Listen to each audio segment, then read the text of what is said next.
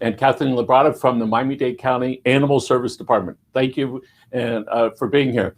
So let's talk about pets, and let's talk about pets on leashes and what responsible pet owners should do with their dogs and cats.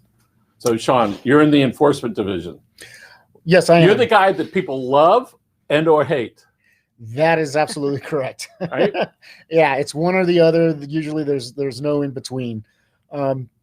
As far as the enforcement of pets, one of the requirements is any dog that is off of the responsible owner's property must be restrained by a leash by a competent person. This has been in effect for many, many years. So it is required that all dogs be restrained on a leash by a competent person while in public. So let's talk about that part, the competent person. So mom and dad are walking down the street with the dog. They give it to the 7-year-old girl, and it's a 40-pound dog. And in a second, there's some other dog running, and the little girl is holding onto the leash, and the leash breaks out of her hand, and the dog's running down the street attacking another dog or a person. Is it? That has happened, and unfortunately, in the home, the pets can be very gentle. Yes, there are large dogs. They get along well with children or smaller individuals. However, when you are out in public and they see another animal or something, just triggers them to want to explore more, then unfortunately they do have the strength to either pull through the leash out of the hand, or sometimes I've seen where they'll take down the individual walking them. I've been around exotic animals my entire life, and it's in particular exotic birds. And people say, "Oh, the bird's really nice." And I said, "Listen, all animals bite, all right?" And I remember one time showing somebody some birds, and I put my hand. I was petting the bird's head, and I turned away, and then the cockatoo sunk his beak right into my hand. All right, because I turned away for a half a second, and he got a little scared because of that. And the same thing happens with dogs. Absolutely, yes. Again, all animals, like you said, have the ability to bite, and we've had instances in the past where people will say, "Oh, is your dog friendly? Can I pet it?" And they'll say yes, and they face the dog head on, and they bend down to pet the dog. A lot of times dogs see that as a dominant, somebody trying to dominate them. And a lot of times their response is they'll snap at the person. That's how we get a lot of the face bites. Now, is your dog nice? Is it friendly? Can I pet it? You walk up beside it, you pet it. But again, at work, I will make comments when I see dogs, that's a very good looking dog. But again, I don't ask to pet it. It's, appreciate it from, a distance. So Kathleen, tell us about service animals that we see and who've been really making the news a lot, whether it's in an airport, whether it's in a restaurant, and certainly in the last 15 or 20 years, we see these animals that are out there. So tell us about some of the training that goes on and what people should do when they're out and they see these service animals. So the most important thing when you encounter a service animal is not to pet it and not to interact with it. These dogs do a specific job. They're trained to perform a service for a disabled individual. So whether it's a dog that alerts to low blood sugar or assists with mobility or balance issues, they're working animals. They're there to do a job. They're not to pet and play with and interact with. And the leash law that Sean was just speaking about, that applies to service animals as well. They always need to be under the control of their handler unless the task that they're performing for the disabled individual requires them to be off leash. But they do need to be under control, same as a pet would. And are you familiar with the training that some of those dogs go through? Are you able to talk about that? Yeah, so interestingly enough, service dogs don't require any specific training. So a lot of times you'll see they wear a vest that says service dog, or they have a little badge, but the federal government doesn't require any specific training. So certainly the dogs for vision impaired people, they do go through a very extensive training program, but for the most part, anyone with a disability can train their own service animal to perform tasks to mitigate their disability. Okay, and it seems that recently, Sean, that more pets are allowed on planes than before. That's just my awareness about that. So how does this whole thing where it's some little guy, all right, or it could be a bigger guy, how does that factor into the leash law and the responsibility of the pet owner? Well, just recently, the airlines have changed their policy. as far as what will be allowed on the plane as an emotional support dog or a service dog. Again, the animal has to be under the control of the owner. And if the dog is acting in an aggressive manner or becoming a nuisance, the airlines or a restaurant, if a dog is inside or any other public accommodation, they can't ask the individual and their service dog to leave. Most service dogs you'll see when I've gone into restaurants. I went into a restaurant where there was, they had the benches. The service animal walked underneath the table, walked underneath the bench, and just sat there for the duration of the people, having dinner. You will see people that say, yes, they have a service animal and it's in their purse or sitting next to them on the bench. Service animals, normally, they will not do that. I think sometimes people do take advantage of the fact that you can have a service animal, and because there's only 2 questions you can ask regarding whether it's a service animal or not, they're able to be, they're able to pretty much take their dogs wherever they would like. For folks that are anxious flyers, they certainly don't want to be sitting near a dog that they don't know anything about. All right. And so and especially if it's, even small dogs can get a little snappy. All right. Absolutely. Right. And you've seen that, and plenty of dogs bite folks, right? Absolutely. That's all the time. So what happens when do you usually get calls from a victim, if you will?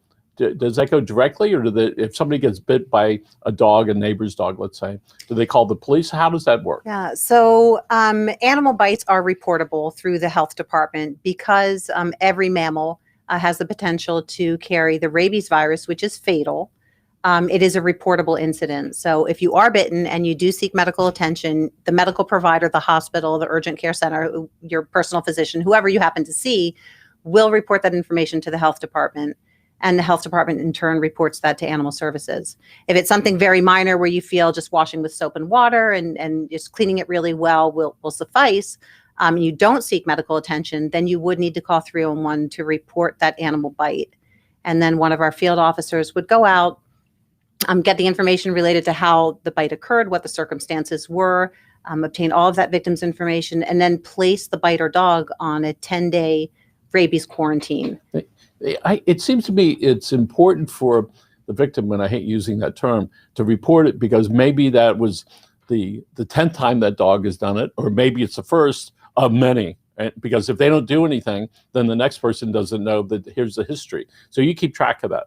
Absolutely. We receive about 2,000 animal bites to a person reports annually. So it's a lot of dog bites. Mixed in throughout there. There's a couple of cats here and there, but the majority of those 2,000 calls are related to dogs.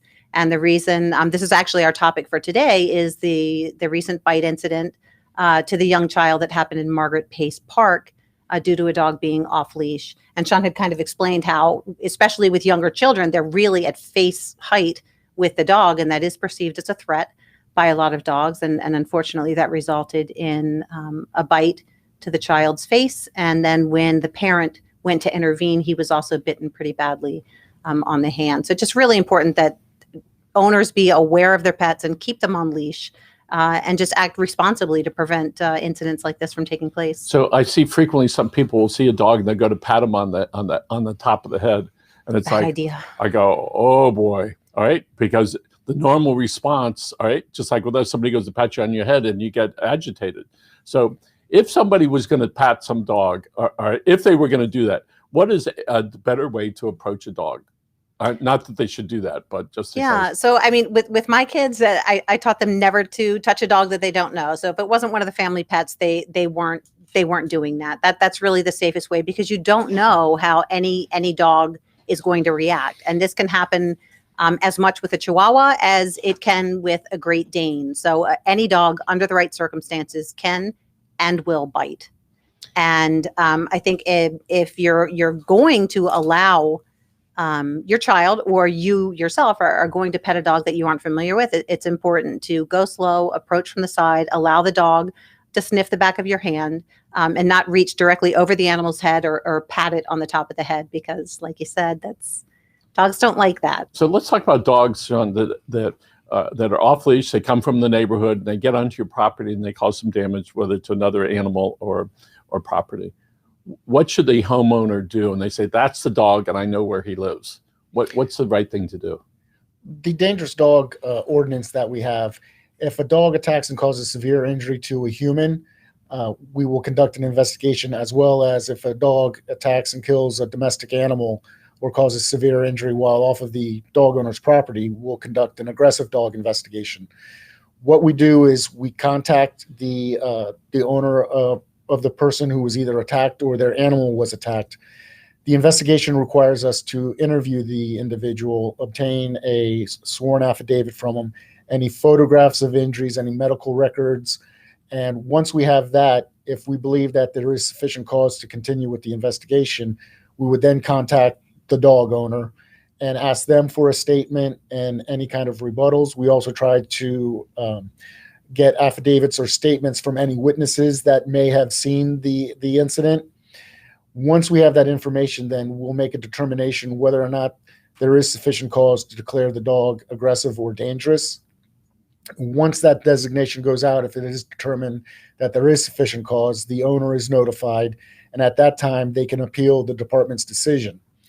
If they appeal the department's decision, then we go to a civil hearing where the county presents its case, and the dog owner will defend himself against the accusations, and the hearing officer will have the final say. If a dog is declared dangerous, there are additional restrictions placed on the dog. The dog has to be sterilized. It must be microchipped. If it is going to be off of the owner's property, it must be on a leash and muzzled.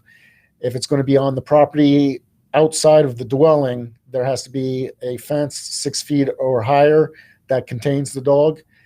And if it happens again, once a dog's declared dangerous, if it attacks another person, at that time we have the authority to seek a court order to seize the dog with the intent to euthanize it. So, Kathleen, does that suffice as far as the police? Is that like filing a police report, or should somebody also file a police report? If the injuries are severe or the attack is ongoing, definitely call police. It's not something you would want to wait to contact animal services. We don't have as many officers as police do. We do have 2 dedicated dangerous dog investigators. And when our animal welfare officers respond to document the bite and quarantine the animal, they'll provide the victim with information on how to proceed with a dangerous dog case. Sean is the encyclopedia of dangerous dog law. It's a very detailed process. It's a long process. I think one of the big misconceptions is when there's a bite, the expectation is the department's going to go out and take that animal immediately and not allow it back onto the property. But there's a process that has to be followed. There's state law that our local county code mirrors. So definitely a process that needs to be followed to ensure that we have a solid case and can achieve the outcome that we desire to keep the community safe. So not too long ago, I live in horse country, and one day this friendly, it looked like a pit bull, but it had that. Everything looks like a pit bull. Yes, and he just sits on my front porch, very friendly. And I said, "Oh, look, I can see he hasn't eaten or drank in a couple of days." So I put out some food. Okay, I go to work, come back, he's still there. You know where this is going. Okay, next day I do the same thing. I go to leave. He runs after me. I'm in my car. He's running after me. Oh my God, what is it? This poor dog, right? So I'm putting ads everywhere. I'm all over Facebook. I put an ad in our newspaper. I got this dog. See somebody take it. I call all the dog lovers I know, blah, blah, blah. Nobody wants it. What am I going to do? All right. I closed the gate. He went under and sat back on the porch. And he had been beaten up. I could see that. So one day, it was on the weekend, I said, I'm just going to go for a walk, see what he does. We start walking down the street, and then we got next door, and he went home. He just liked your porch. So there are lots of lost dogs out there, and I see, there's a lot of entities that are trying to help, people find their dogs. All right. So, but if somebody has lost their dog, they can call you guys, right? Absolutely. And what do you tell them to come up? Or how does that work? Yeah, so the best thing for someone who's lost a pet, the best thing to do is come to the shelter and walk through. The county holds dogs for a period of 3 days to allow the owner to reclaim prior to making them available to rescue or to an adopter. There's an online reporting system. If you've lost or found a dog, you can report that online. You can submit photos, and that way dogs that come in can be cross-referenced with those reports that we receive. But really important to visit the shelter to come and see if your pet, because a lot of times if you rely on a breed description, you might think your dog is a pit bull, and when we see it, we might say it's a lab, or the other way around. So always good to come in, and also to visit petharbor.com. So all of the animals that come into the department, unless they're severely injured, have photographs taken, and those are posted online. So always good to look online and come in person. So what just to follow up on that, and that's one of the most important reasons when you have your dog vaccinated and licensed, that your dog wears the county license tag, or if your dog is microchipped, that you register it with the national registry, because dogs get lost. We're able to find them if they have the tag. We're able to, in our vehicles, to run the tag number, to find out where the dog resides and reunite them. Same with the microchips. Unfortunately, a lot of people, their dogs are microchipped. They won't register them, and so then we have no way of finding out who the owner is. So it's very important that they either wear their license tag, or when they're microchipped, they register the dog. So let's say the dog's running around the neighborhood, and you've seen him for a while, he belongs there, but he's always out, all right? What should a homeowner that's concerned about, one, the pet's not at home, and two, maybe there's some danger with that, either to people or to the dog could be killed, or maybe the dog is starving, So what should a homeowner do? Do they call and say, hey, listen, there's this dog walking around my neighborhood? And then you go, and what do you say to the guy that calls in and says, we got this dog walking around? Is there something that you realistically can do for them? Absolutely. They can contact 311, and we will respond. We will go out. We'll try to make contact with the individual that called. A lot of times our calls are anonymous, but we will look for the dog. And at that time, if we do find a dog and we are able to gain control of the dog, the animal welfare officer will then try to ask neighbors to see if they know who the dog belongs to, how long it's been in the neighborhood, and we'll attempt to try to find any additional information that will help us reunite the dog with their owner. They also check, we carry scanners in our vehicles so they can scan the dogs to see if they have a microchip. Again, that's why it's important to register them, because if they do have a microchip, they're able to run that information or call the national company that has registered the microchip, obtain the information, and try to reunite them. And that really pays off for everybody when there's a chip there in the tag, so you can go and you can return that. I've been watching more and more pet shows and how people really love them. They call them mommy and daddy and the siblings and all this. Oh my goodness. I don't know how long that's been going on. I've had dogs most of my life. And at one point we had 8 dogs, all right? And it was great, except for at the end. And it was terrible. But let's talk about the efforts and the results that the county has done to keep animals alive in the last 10 years. I don't even know where to start. So I've been with the department about 20 years, and the changes in our mission and in our commitment to saving lives, there's a night and day difference from the time I started. Sean's been there longer than I have. And he's seen this. So we've both been through public works. We were under the police department for a time, and then became a standalone department. And under our current director, we achieved no-kill status for the first time in 2015, and have continued to do so every year since then, maintaining that no-kill save rate. So that the national standard for no-kill is a 90% or greater save rate. And this is an enormous accomplishment when you consider our annual intake is between 28 and 30,000 animals every year. So to save greater than 90% is an enormous feat. We have incredible staff, amazing nationally recognized programs that help with our life-saving efforts. And for anyone that hasn't been to the shelter, you need to come. You need to come and see. We know years ago there was a big community push, all right, to try to do better by the animals. And if I don't mind Michael Rosenberg and the Pets Trust, as much as he's a friend, as much as a pain as he is, all right, he helped bring that awareness of, hey, listen, county, let's make this better, all right?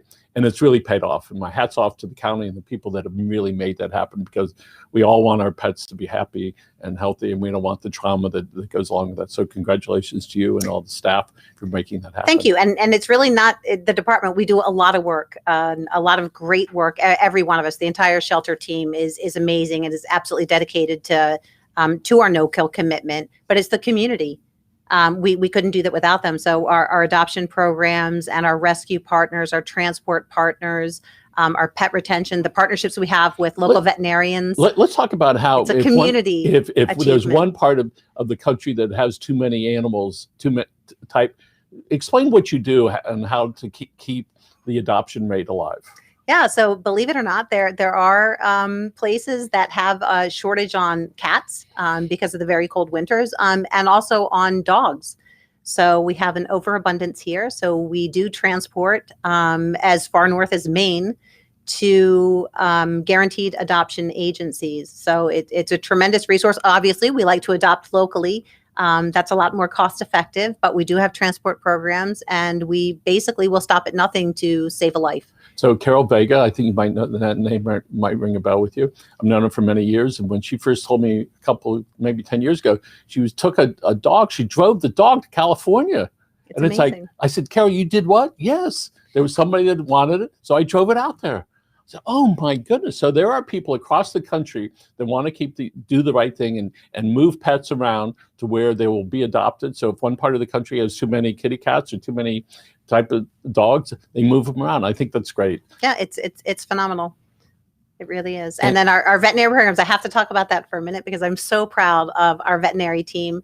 The efforts that they go to save animals' lives. We'll have pets come in that have been hit by a car or have been in a fight with another animal or severely injured, and they go to incredible lengths to save these animals' lives. 20 years ago, it wasn't like that. No, absolutely not. No, if a pet were severely injured 20 years ago, it was euthanized immediately. If a community cat were brought in by the public, there was no hold period. The cat went straight to euthanasia. There was no outlet for a feral cat. So if it's a cat that's it's trying to scratch your eyes out, you can't adopt that pet. And those pets were euthanized.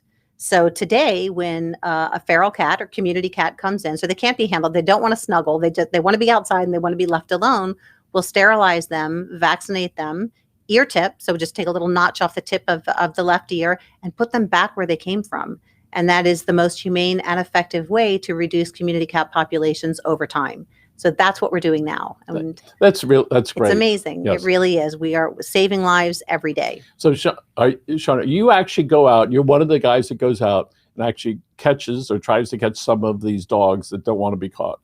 Yes. Holy moly.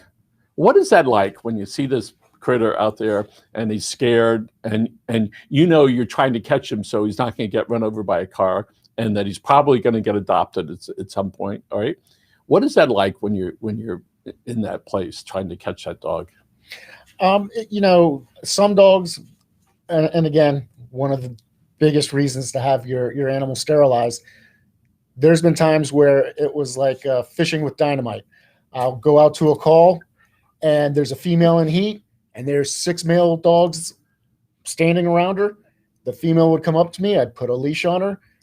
Dominant dog would come up and, catch that dog, then and it was just like boom, boom, boom, boom, boom, picking them right up. You have other dogs that's, maybe sometimes they've dropped them off in a neighborhood because for whatever reason, these animals are scared. Sometimes, if they are socialized with humans, they'll come up to you, they'll be skittish. That's why, a lot of times you'll catch animal welfare officers, it's a lot easier to handle or catch dogs using a calming voice and a leash instead of walking out with our catch poles that look like we're carrying this big stick. Cookies never hurt. Cookies never hurt. However, there are dogs that I've lost a lot of hot dogs to. Right. So, and sometimes when you see these dogs, they'll just hop up into the vehicle. Absolutely. Yeah. It's one of those things you're not sure if maybe the past owner or the owner who's lost their dogs used to take their animals for trips in the car, but they'll walk up, they jump in, and they're ready to go for a ride. So that really means that they've been around people for a long time and they're comfortable enough. So I think that's great. The thing is, and we encounter that a lot. That the 13 to 15,000 dogs that come into the shelter every year. This isn't some population, some feral population, a pack of wild dogs. These are people's pets that have become lost. And Shauna mentioned that sometimes people do abandon a pet. That does happen. We have had complaints where someone's just gone out into a remote area and dropped their pet Terrible. off thinking that they'll be okay. That's never okay. It is a crime. Animals can't fend for themselves. So you can't take a pet from a family setting and dump it down south and think it's going to be okay. So let's talk about it. So somebody says, for whatever reason, we can't take care of this pet anymore. All right. What are some of the things they can do? Well, Animal Services has so many programs. We actually have a program for that. We have a program for everything. Anything that will save a life, we're willing to do, and we're willing to give a shot. So with pet owners that are experiencing difficulties in keeping their pet, whether We're talking about pets, not children. Yeah, yes. Yes. There's no program like that for kids. I may have taken advantage of it if there were, but no, my kids are great. If a pet owner is struggling, if a pet, things happen.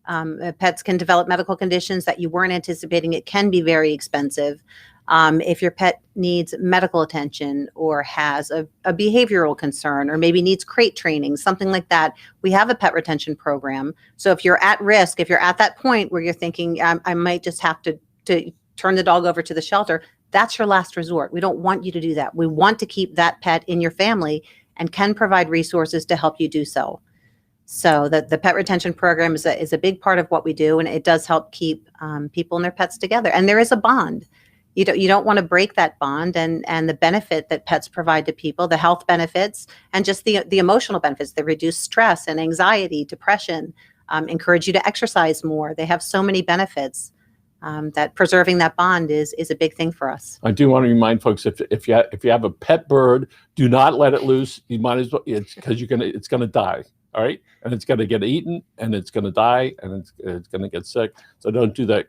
Call a friend, call a pet store, call somebody to be able to do this. So in this case, they can call you up and say, listen, I'm done. I can't, for whatever reason. They'll need to take it up to the place? Yeah, they would need to come to the shelter. This program, it's not designed to be a free-for-all. It's designed, for the pet owner that has reached that point where they need assistance. Otherwise, they're at risk of having to relinquish their pet. So when it's appropriate, services are provided. We assist individuals that tethering.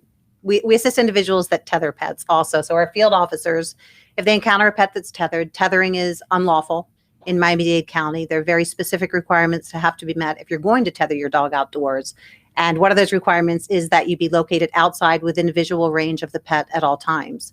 So for various reasons, sometimes an animal's tied. If the fence is in disrepair, or if it's a dog that goes over the fence or under the fence, and you're trying to do the right thing by containing him to the yard, tethering's not the answer. So we have enclosures, depending on the size of the dog. We have enclosures and dog houses and things that we can provide to allow you to lawfully keep your dog outdoors. And Sean, have you been out to animal hoarders' homes?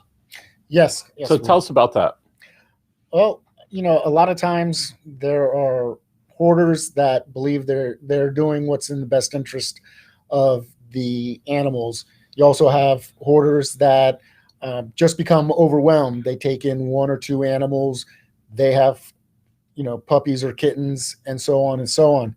And then you just have individuals that, unfortunately, they have, some kind of mental issue. And I find all the time that hoarders believe they're doing the right thing. They're trying to give the best care that they can. They're just not aware that, the conditions that the animals are being kept in are,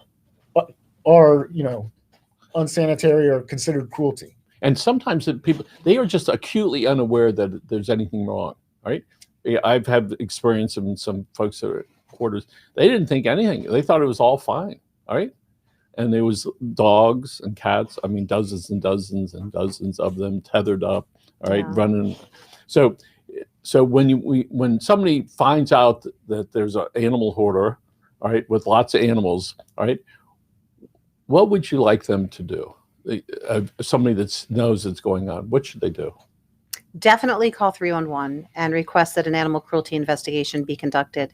And the Animal Services Department's role is in securing those animals, getting them out of the conditions that they're in, making sure they get appropriate veterinary care and rehabilitation and rehoming. So that's our goal. But we also work with the Department of Health. If the house is not suitable Generally, when you have that many animals living in it, it's not suitable for the animals, and it's certainly not suitable for a human to be residing in. So work with the Department of Health and mental health professionals. It's not go in, take the animals out, and walk away. It's a multifaceted approach with a number of different agencies. So in the last 13 months, we don't like to use the word because sometimes the distributors of our content don't like it, but there's a challenge in the community. More people were at home. So what's happened to adoptions of pets in the last 13 months? So we've seen an increase in adoptions and also in fosters. So if you're not able to make that lifetime commitment, then fostering either long-term or short-term is a great option. It's a wonderful thing. And we already kind of talked about the health benefits and how it encourages people to exercise more, getting the dog out for a walk. Animals make wonderful companions. So what about fostering? How does that work? So we have a foster program. And there are pets that are in need of, we have everything from newborn kittens and motherless litters of puppies that need bottle feeding and very intensive care, to animals that might be just a little bit shy and need a one-on-one home environment that you can't duplicate in the shelter. So the shelter is loud because dogs bark. It's what they do. And if you have a nervous type dog that's hearing the barking, the constant barking, and they can never get out of that state of anxiety that they're in because of all the noise, that's the kind of dog that will become nippy or difficult to handle. They're just not going to do well in a shelter environment. So getting them out into foster where they have a quiet, calm home environment, one-on-one interaction with a person that can relieve their anxiety and get them to a stage where they would be a more adoptable pet. So there are, if you will, professional fosters that they go and they say, okay, let's go do this for the next couple months. They say, okay, and now they find what do they call them, a permanent home? Exactly. Right? Exactly. And if you can commit to a week, fantastic. If you can commit to a month, even better. It just depends on the animal and what their needs are to make them a more adoptable pet. So there's lots of ways that people can volunteer, feel good, save a pet, and help create an environment for a long-term home, a forever home for an animal. Absolutely. And the best part is you're doing something for your community. The animals aren't animal services, issue. It's a community issue. So we all need to pull together and do what we can to help the animals in the community and ensure we're saving as many lives as we can. We have 2 minutes left. So Sean, tell us how you wound up going to working with the county, and particularly animal service department. All my life, I've loved animals. Growing up, I used to watch the Mutual of Omaha, Wild Kingdom, and the Underseas Adventures of Jacques Cousteau. I was always fascinated by animals. Growing up, I had snakes, lizards, dogs, rabbits, all kinds of pets. Originally, I had applied for the Florida Marine Patrol, which is now the Florida FWC, and went through the police academy, went through the application process for the Marine Patrol. And during that time, I applied for animal services. And when I received the job, I don't know, I was allowed to stay in Dade County. I was born and raised here. I loved what I did. I was outside, and that was it. It was, the whole thing. And like Kathy said, from when I started, we were actually dog catchers, to where now we're animal welfare officers or cruelty investigators. That's really changed the mindset of people that are in the know. And I remember people used to say that. And we can see the staff there and the counties had a great direction on that and a great mission to improve the lives of everybody with that. So Kathleen, as we get ready to wrap up, why did you get in this and why are you staying? I was a veterinary technician for many years before joining the department, and I worked an overnight shift.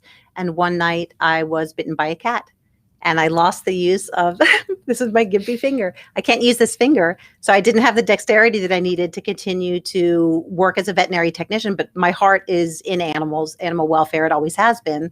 So I applied with Animal Services as an animal control officer. And I've been there ever since, making a difference every day. There's no more rewarding job in the world. The two of you are great public servants. Thank you for your service. And again, our guests today are Sean Gallagher and Kathleen Labrada from the Miami-Dade County Animal Service Department. I want to thank you for what you do for the community and for all the pets and all the families. Again, this is Live with Miami's Community News. Many thanks to Tommy for producing the show. Folks, which camera are we looking at? Right over there. So you guys say goodbye. Goodbye. Bye. Thanks for watching. See you guys.